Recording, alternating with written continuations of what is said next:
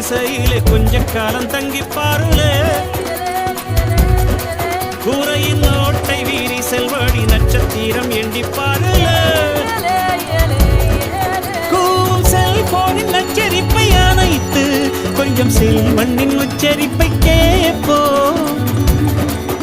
வெறும் காலில் செருப்பின்று நடந்து மண்ணோடு பேசிக்கொண்டு போவோம் மழலைகள் ஆவோ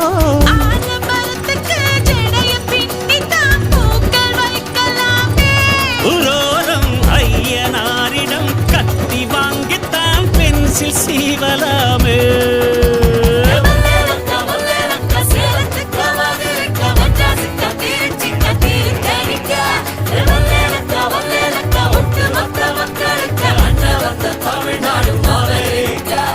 காவிரி யாரும் கை குத்தல் அரிசியும் மறந்து போ